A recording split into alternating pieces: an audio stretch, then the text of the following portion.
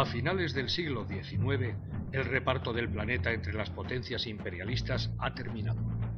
Completada la colonización de África, el capitalismo ha abierto todo el planeta al comercio y la producción, y se ha constituido completamente un mercado mundial.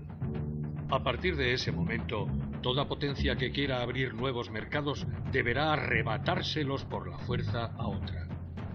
El mundo camina hacia la guerra imperialista que se desencadenará en 1914 y en cuyo centro está el enfrentamiento entre los imperialismos inglés, alemán y francés. Todas las potencias la preparan armándose hasta los dientes. Las fuerzas productivas, contenidas en mercados nacionales demasiado estrechos, harán estallar las fronteras en una terrible masacre. Los diferentes gobiernos transforman este proceso económico en odios nacionales continuamente alimentados. La revolucionaria Rosa Luxemburgo explica entonces que la humanidad se enfrenta a una alternativa: socialismo o barbarie. Los socialistas de la Segunda Internacional han hecho numerosas declaraciones contra la guerra. A pesar de ello, en 1914, traicionando sus propias promesas y resoluciones, los dirigentes de los grandes partidos socialdemócratas y, en primer lugar, los de Alemania y Francia, apoyan en cada país a su burguesía y llevan a los trabajadores a la masacre.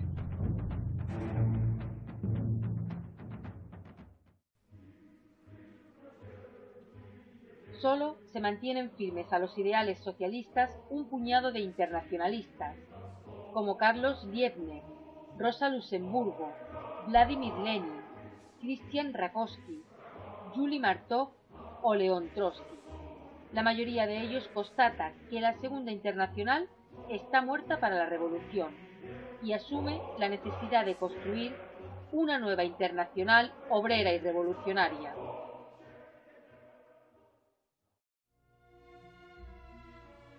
Rusia es un país agrícola.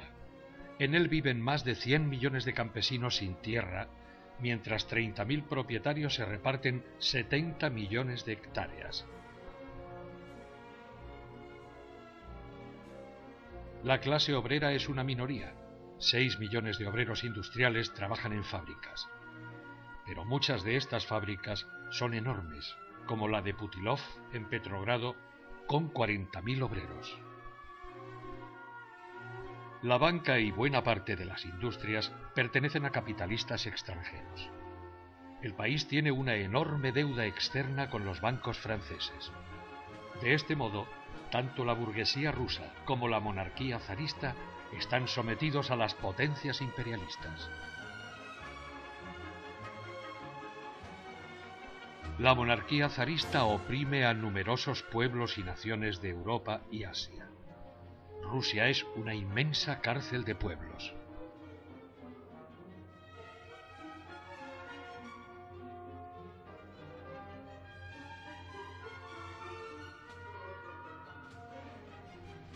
El país tiene una importante tradición revolucionaria. En 1905, las derrotas en la guerra ruso-japonesa desencadenan una revolución que conmueve a toda Europa y obliga al zar Nicolás II a hacer algunas concesiones democráticas, como la convocatoria de una Duma, un parlamento domesticado.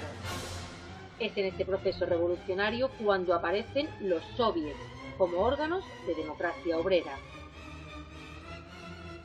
Vladimir Ilich Lenin, dirigente revolucionario ruso, considera a la revolución de 1905 como el ensayo general de la revolución de octubre de 1917. El zar Nicolás II se ha distinguido por su desprecio hacia la miseria de sus súbditos. Es, además, un despiadado represor. El 3 de enero de 1905, sus soldados reprimen a tiros una manifestación pacífica de obreros en San Petersburgo, que llevaban una petición al zar, matando a más de 1 millar de hombres, mujeres y niños. Derrotada la revolución de 1905, se suceden años de reacción. Pero poco a poco la clase obrera levanta cabeza. En 1914, antes de empezar la guerra, hay en Rusia cientos de miles de huelguistas.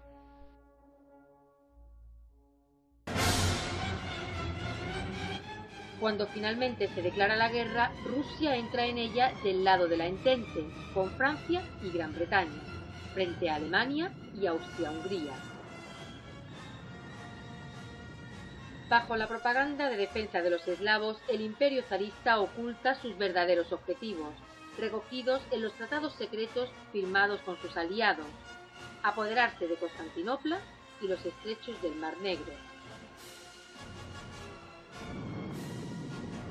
La guerra es una catástrofe para el imperio zarista. La atrasada Rusia cosecha derrota tras derrota. Su ejército de millones de campesinos no está preparado para una guerra moderna. Solo puede aportar carne de cañón a la causa aliada. Perderá más de 5 millones de soldados entre muertos, heridos y prisioneros. En unos pocos meses de guerra, el ejército ruso pierde la Polonia rusa, Lituania y buena parte de Letonia.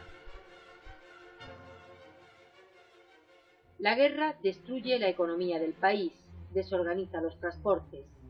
Con los campesinos en el frente, las cosechas peligran. Los precios de los artículos de primera necesidad habían aumentado hasta 6 veces los de antes de la guerra, y en las ciudades faltan el combustible y el pan. Los terratenientes y los capitalistas, especulando con el hambre, conseguían fabulosas ganancias.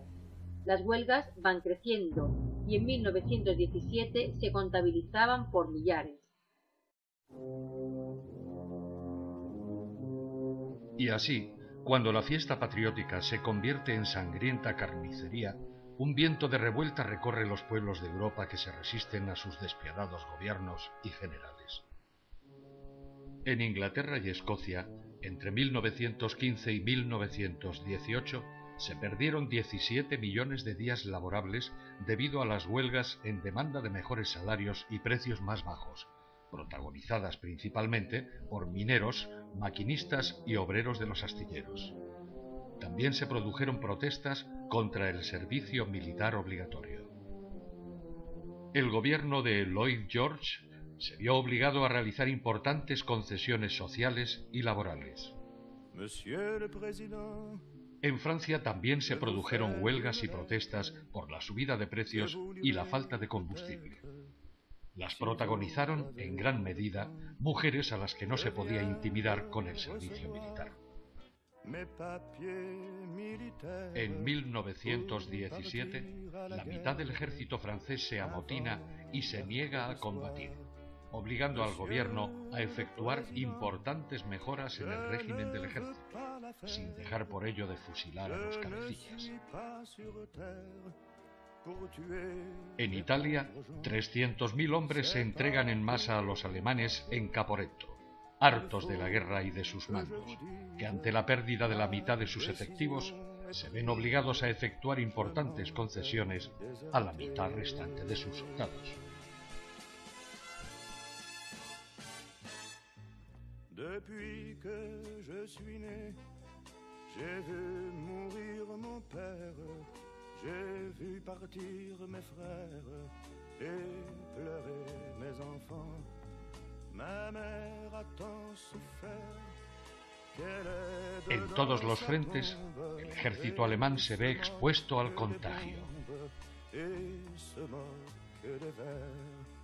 Quand j'étais prisonnier, on m'a volé ma femme, on m'a volé mon âme et tout mon cher passé.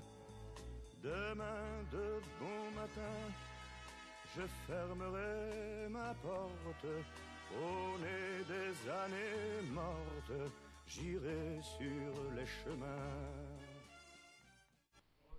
En febrero de 1917 se producen en la capital rusa, Petrogrado, manifestaciones de mujeres y trabajadores en demanda de pan.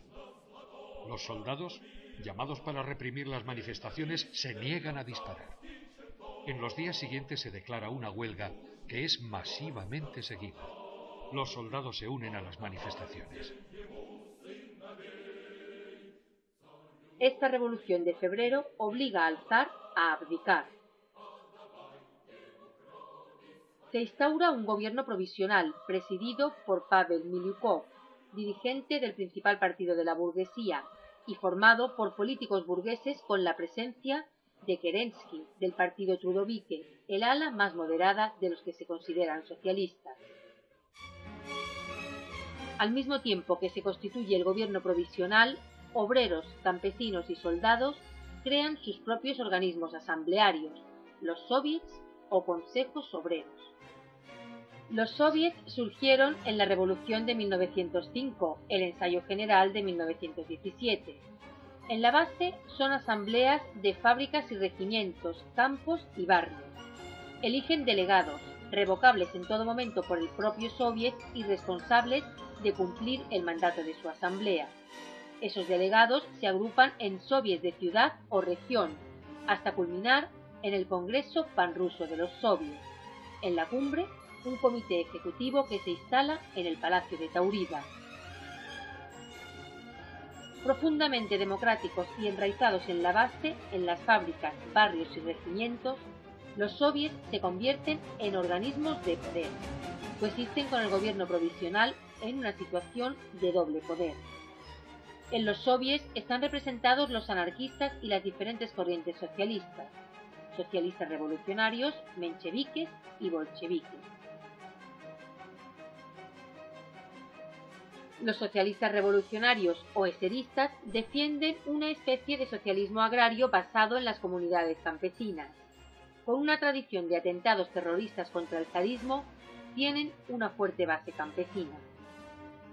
La organización de la Segunda Internacional en Rusia está dividida en dos corrientes, mencheviques y bolcheviques.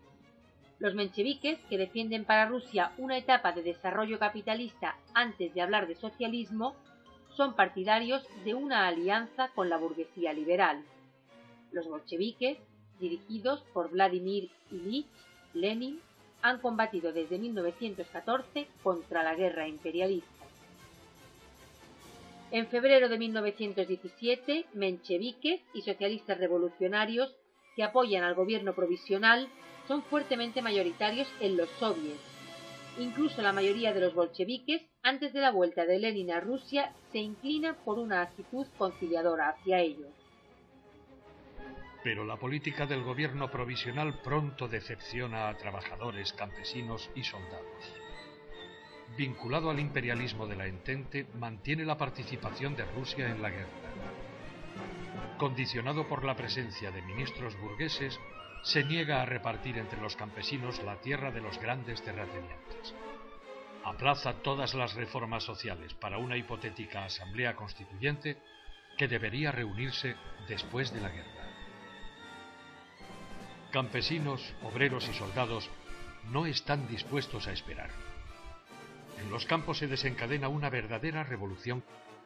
En todas partes los campesinos ocupan las tierras de los grandes propietarios. El gobierno provisional envía al ejército a reprimir las revueltas, a lo que el ejército campesino se resiste cada vez más. Los soldados no esperan a la declaración de paz.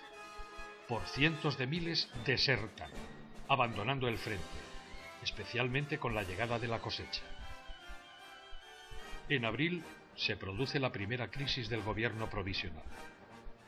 Miliukov declara que Rusia mantendrá todos sus compromisos militares y proseguirá la guerra hasta la victoria final. Sus declaraciones desencadenan la indignación de las masas. Manifestaciones multitudinarias exigen el fin de la guerra. Miliukov ha de dimitir y se forma un gobierno de coalición que incluye ministros mencheviques y socialistas revolucionarios, presidido por Kerensky. Las masas esperan que este gobierno provisional, en el que participan los principales partidos socialistas, satisfaga sus reivindicaciones, que le dé el pan, traiga la paz, ordene el reparto de las tierras.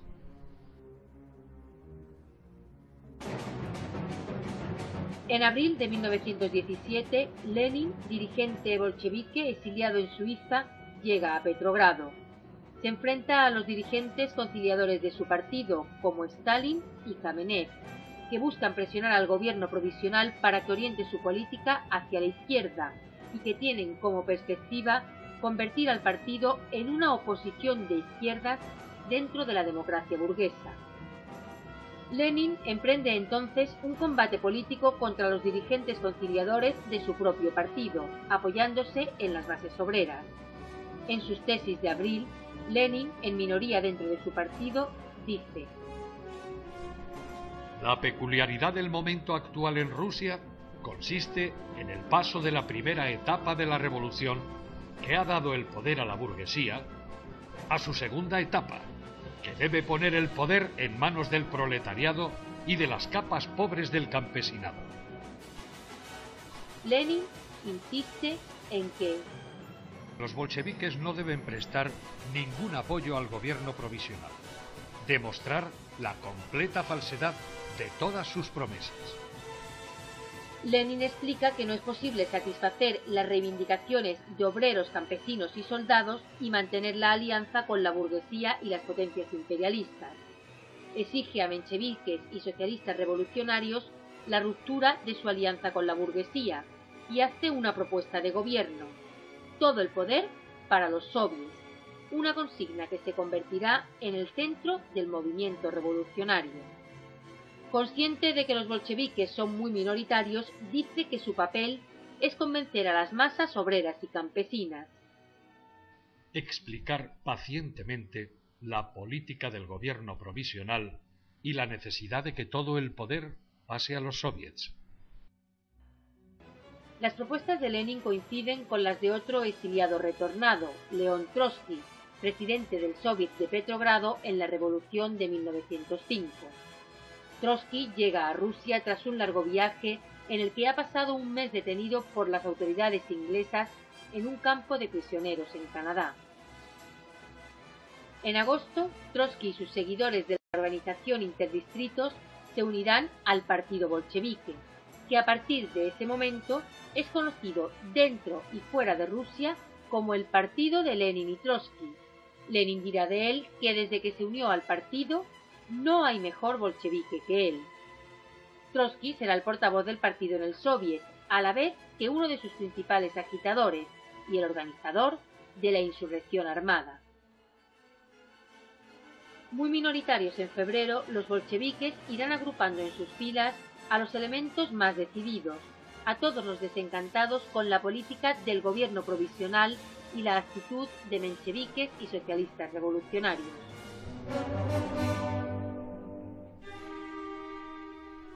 A lo largo de la primavera y el verano de 1917, la impotencia del gobierno provisional y su sumisión a las potencias imperialistas exasperan a las masas. El pueblo quiere la paz, pero el gobierno promete a sus aliados una ofensiva que se realiza en junio y es un rotundo fracaso, suponiendo la pérdida de 60.000 hombres entre muertos y heridos.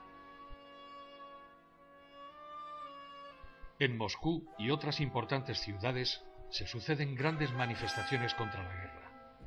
Tras la noticia del fracaso de la ofensiva, más de 500.000 de personas se manifiestan en Petrogrado bajo el lema de «Todo el poder a los soviets». Los obreros son protegidos por la Guardia Roja, soldados y marinos con sus armas.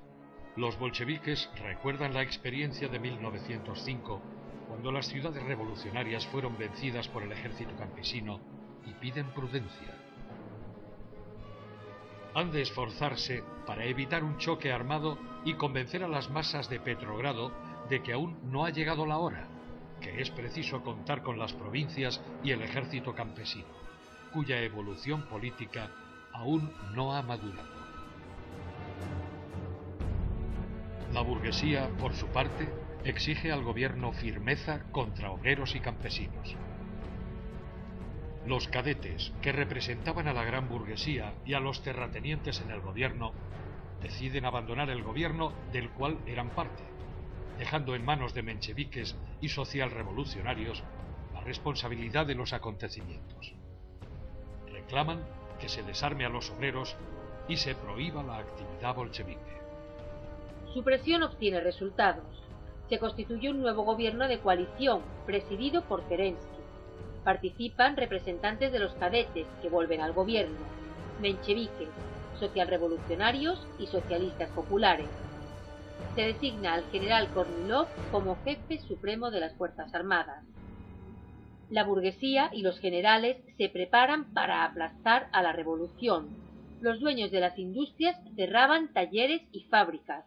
Una especulación desenfrenada originaba un vertiginoso aumento de los precios de los productos más indispensables. El propósito era que el hambre debía estrangular la revolución. En el frente se había dispuesto la pena de muerte para quienes se oponían a la guerra. El gobierno convoca una conferencia de Estado para buscar apoyos.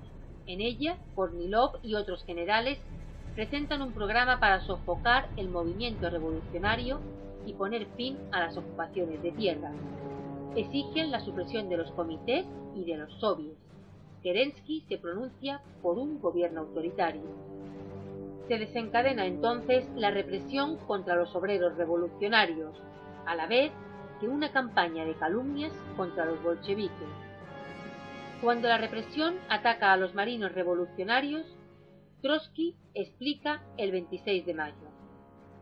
Cuando un general reaccionario intente echarle la soga al cuello a la revolución, los cadetes prepararán la cuerda, al paso que los marinos de Kronstadt lucharán y morirán al lado nuestro. Lenin es acusado de ser agente alemán y huye disfrazado. Ordena su procesamiento el fiscal Vyshinsky, que 20 años más tarde hará de acusador en los procesos de Moscú contra los discípulos de Lenin. Trotsky y otros dirigentes bolcheviques son detenidos. La conspiración para acabar con la revolución crece. El cuartel general del ejército, decididamente contrarrevolucionario, traiciona y entrega la ciudad de Riga a los alemanes. Pretendían dar la sensación de que Petrogrado estaba en inminente peligro frente a los alemanes, de que hacía falta un salvador. El general Kornilov, recientemente nombrado jefe del ejército, intenta un golpe militar. Trata de marchar sobre Petrogrado con el tercer cuerpo de ejército al mando del general Klimov y la llamada División Salvaje, integrada por montañeses. El programa de Kornilov es la instauración de una dictadura, la eliminación de los comités y los soviets, la prohibición de los partidos de izquierda, la represión armada de las tomas de tierra y las manifestaciones. El intento de golpe de Kornilov, así como la pasividad o complicidad de Kerensky, desencadenan una fuerte reacción obrera. Amenazados de persecución, los dirigentes mencheviques y eseristas se ven obligados a luchar contra Kornilov. Se realiza entonces un frente único con los bolcheviques, cuyos líderes, desde sus refugios y desde la prisión, llaman a las masas a la unidad frente a Kornilov.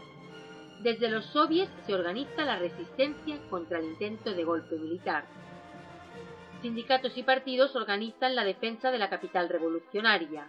En 3 días se inscriben en la Guardia Roja, creada y dirigida por León Trotsky, 25.000 obreros. Los soldados de la guarnición de Petrogrado se ponen en pie de guerra contra la sublevación. Los marinos de la base naval de Kronstadt se unen a ellos. Se envían agitadores a las afueras de Petrogrado para explicar a las tropas cuáles son los objetivos del golpe. La movilización obrera derrota a los golpistas. Los obreros ferroviarios retrasan el avance de la División Salvaje, desviando los trenes hacia apeaderos secundarios y vías muertas, donde quedan detenidos. El cuerpo de caballería de Krimov, cuando conoce los objetivos del golpe, se niega a avanzar. La lucha contra Kornilov, organizada desde los soviets, ha unido a todos los partidos representados en ellos. Significa un espaldarazo a la política de los bolcheviques, que preveían el golpe y habían alertado, organizado y armado a los obreros, que no solo impidieron la korniloviada, sino que aseguraron la marcha ascendente de la revolución. Este episodio supone también un salto cualitativo en la maduración revolucionaria del ejército. A partir de ahora, se hará casi imposible para el gobierno encontrar un regimiento que se enfrente a los revolucionarios. Al mismo tiempo, se ha desenmascarado la actitud de los políticos burgueses y de Kerensky, que han permanecido pasivos o cooperando con el intento de golpe militar. También han quedado en evidencia los dirigentes mencheviques y eseristas, que a la hora de la verdad han tenido que desechar toda su campaña de calumnias y recurrir a los bolcheviques y a las tropas que les seguían para hacer frente a Kornilov. En estos momentos decisivos, y como predijo Trotsky, los marinos de Kronstadt son la fuerza de choque en defensa de la democracia. Hasta este momento los bolcheviques han sido una minoría. Su política se basaba en exigir a los socialistas mayoritarios, mencheviques y socialistas revolucionarios, la ruptura con la burguesía y la aplicación de un programa obrero y campesino. Los bolcheviques han mantenido una incansable agitación, exigiendo la salida de los ministros capitalistas del gobierno y reclamando que los dirigentes mencheviques y eseristas de los soviets tomaran el poder. Tras la derrota de Kornilov, las masas se vuelven hacia los bolcheviques que poco a poco conquistan la mayoría en los principales soviets. El 9 de septiembre, los bolcheviques obtienen mayoría en el de Petrogrado. Pocos días después, son mayoría en el Soviet de Moscú. A finales de septiembre, son más de 250 los soviets de ciudades con mayoría bolchevique. Se produce incluso una ruptura dentro del Partido Socialista Revolucionario. El ala izquierda exige la firma inmediata de la paz, la entrega de la tierra a los campesinos sin esperar a la Asamblea Constituyente. Sus dirigentes, entre los que destaca María Spiridonova, se alían a los bolcheviques. En octubre los acontecimientos se precipitan. Por un lado, las masas se impacientan. Acaban de dar la mayoría a los bolcheviques y esperan que estos actúen. Ya están hartos de promesas. Los soldados no aguantan más. La situación en el frente es terrible. John Reed cita las palabras de un delegado del frente ante el Soviet de Petrogrado. Camaradas, os traigo el saludo de los que allá cavan sus propias tumbas, que llaman trincheras.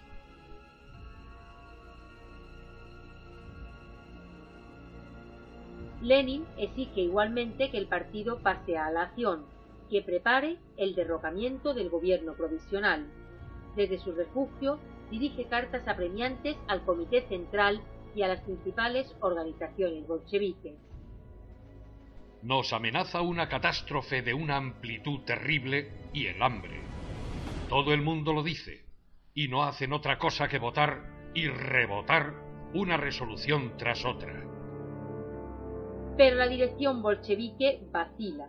Dirigentes como Zinoviev y Kamenev, que se oponen públicamente a la insurrección, expresan las vacilaciones de muchos cuadros bolcheviques. En el mes de septiembre, Kerensky convoca una conferencia democrática que elige un preparlamento. Lenin insiste en la insurrección y exige que los bolcheviques boicoteen ese falso parlamento.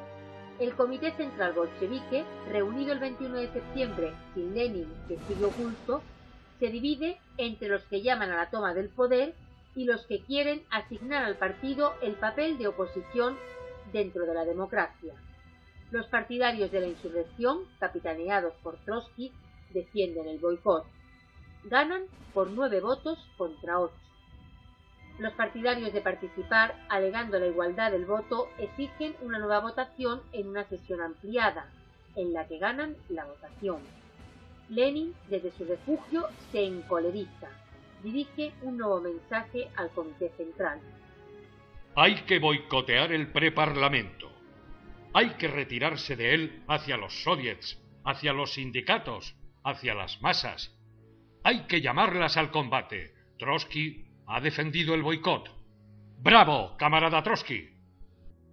Mientras en el preparlamento se suceden discursos y arengas pomposas, la producción económica se hunde, los precios se disparan y las huelgas se suceden a pesar de que los bolcheviques intentan evitar que los trabajadores se agoten en luchas parciales. El 5 de octubre, la fracción bolchevique del preparlamento decide casi unánimemente abandonarlo. Todos saben que se abre la vía de la insurrección armada. El alma de la organización de la insurrección es Trotsky, de quien el historiador Sukhanov dice que Trotsky corría de la fábrica Putilov a la fábrica del Báltico, de un almacén a un cuartel. Se diría que hablaba en todas partes a la vez. Cada soldado y cada obrero de Petrogrado le conocía y le escuchaba. Su influencia sobre las masas y sobre sus dirigentes era irresistible. Él fue el personaje central de aquellos días y el principal héroe de este capítulo de la historia.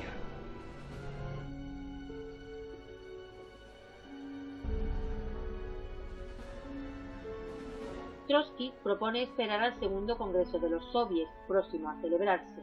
Entretanto, teje las redes de la insurrección desde el Comité Militar Revolucionario, creado por el Soviet y que controla de hecho a la mayoría de la guarnición de Petrogrado. Será el gobierno provisional el que precipite los hechos.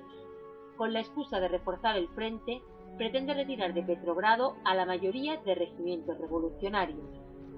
Prepara en secreto una nueva ofensiva militar, con el objetivo de quebrar las fuerzas de la revolución, promoviendo una nueva carnicería.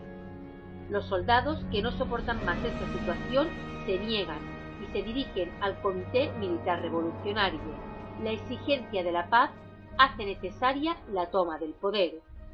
A lo largo del 24 y 25 de octubre se suceden las asambleas y reuniones en los regimientos de Petrogrado. Los oradores bolcheviques se esfuerzan por convencer a los últimos indecisos. La inmensa mayoría se decide por la insurrección.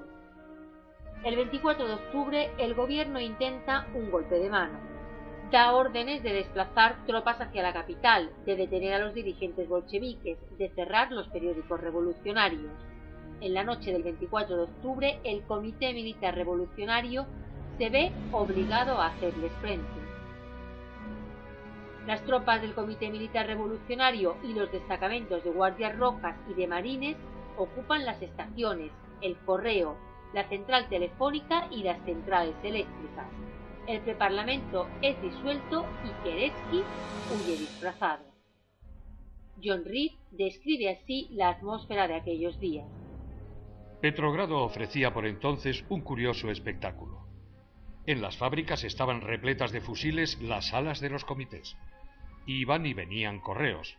La Guardia Roja aprendía la instrucción. En todos los cuarteles se celebraban mítines cada noche, y los días transcurrían en medio de apasionadas e interminables discusiones. En las calles, la multitud se condensaba a la caída de la tarde y se esparcía en lentas olas por la perspectiva Nevsky, disputándose los periódicos. El 25 de octubre se completa la toma de la ciudad. Trotsky, presidente del Soviet de Petrogrado, anuncia ante el plenario de este que el gobierno provisional ha dejado de existir. Añade que se nos decía que la insurrección anegaría a la revolución en torrentes de sangre. No sabemos que haya habido una sola víctima. Una descripción que contrasta con la carnicería que hubiera supuesto la nueva ofensiva militar que preparaba el gobierno provisional. Este, refugiado ahora en el Palacio de Invierno de los Zares, apenas encuentra tropas que lo defiendan. Solo cuenta con unos pocos cadetes de las escuelas militares, una compañía del batallón femenino y un puñado de voluntarios. Organiza el asalto el bolchevique Antonov Ovchenko, a quien Stalin hará fusilar en 1938. Los defensores del palacio se rinden tras unos pocos disparos de artillería del crucero Aurora, fondeado en el río Neva. La insurrección en Petrogrado es prácticamente incruenta. En Moscú, donde los dirigentes bolcheviques vacilan y dan tiempo de que la contrarrevolución se organice, la lucha será más dura.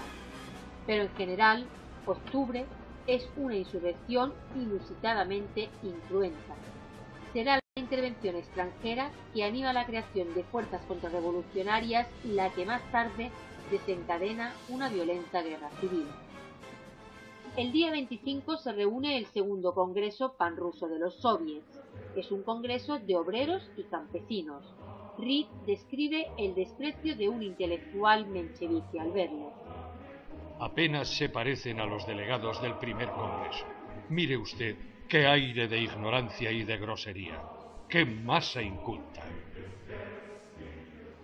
Los delegados mencheviques y eseristas de derechas, que están en franca minoría, se retiran. El bolchevique Lunacharsky lee una resolución. El gobierno provisional ha sido depuesto. El Congreso toma el poder en sus manos.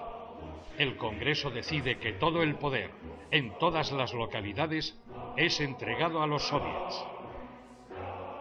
En la sesión de la tarde, Lenin toma la palabra entre una gran ovación. Ahora vamos a dedicarnos a edificar el orden socialista.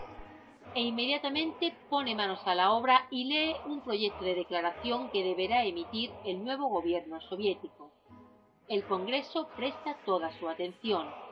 Se trata de la paz. El gobierno obrero y campesino, creado por la revolución del 24 y 25 de octubre y apoyado en los soviets de diputados obreros, soldados y campesinos, propone a todos los pueblos beligerantes y a sus gobiernos el inicio inmediato de las negociaciones para una paz justa y democrática. Lenin continúa exponiendo unas cláusulas que rechazan toda anexión o contribución y que el poder soviético exige solamente que se comiencen lo más pronto posible las negociaciones y que éstas sean públicas, sin ningunas conversaciones secretas. El llamamiento es adoptado por unanimidad. John Reed, presente en la sala, cuenta que...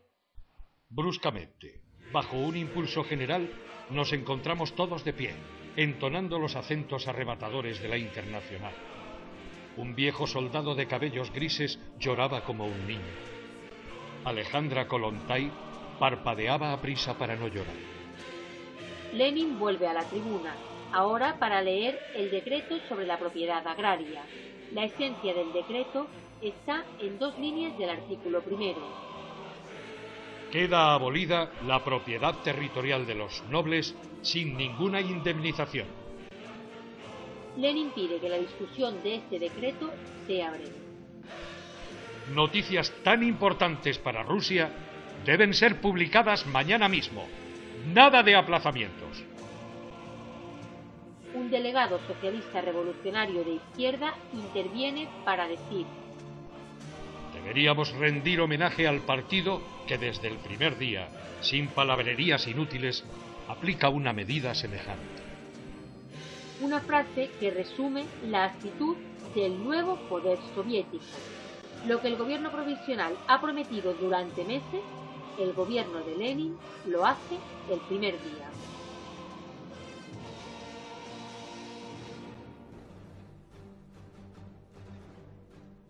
Las grandes corporaciones y los gobiernos a su servicio no podían tolerar un gobierno que trajera la paz, el pan, la tierra, la justicia social. Por eso organizan una intervención militar para derrocar al nuevo gobierno. Tropas checas, japonesas y norteamericanas en el este, inglesas en el norte, alemanas, polacas y rumanas en el oeste, francesas en el sur, atacan a la República Soviética. Las potencias imperialistas y los contrarrevolucionarios blancos a los que apoyan sumirán a la Rusia revolucionaria en una guerra civil que se prolongará durante 4 años, obligando a los bolcheviques a tomar medidas extremas y sumiendo al país en la miseria. Finalmente, el Ejército Rojo organizado por Trotsky vencerá a la contrarrevolución apoyándose en la solidaridad de los obreros y obreras de Europa que obligan a las potencias imperialistas a retirar sus tropas. Pero tras la guerra civil, la Rusia soviética, aislada y devastada por casi 10 años de guerra, deberá emprender la reconstrucción socialista en durísimas condiciones. La era abierta por la Revolución de Octubre, la era de la revolución proletaria, al margen de los avances y retrocesos, abre a la humanidad la única salida política para impedir la barbarie, el socialismo. la abolición de la propiedad privada, el poder democrático de los obreros y campesinos. El combate, por tanto, por la construcción de la internacional que ayude a centralizar la acción de las masas oprimidas y explotadas. Las realizaciones del gobierno revolucionario son notables, muchas de ellas adoptadas por los gobiernos europeos para frenar el avance de los obreros revolucionarios, pertenecen hoy al patrimonio de la humanidad. Entre ellas hay que destacar la igualdad de hombres y mujeres, el derecho a la anticoncepción, el matrimonio civil, la equiparación de la unión de hecho al matrimonio, el servicio de salud gratuito y universal, la enseñanza gratuita y obligatoria, los derechos de las nacionalidades oprimidas. Son algunas de las cosas que la Revolución de Octubre entregó a la humanidad.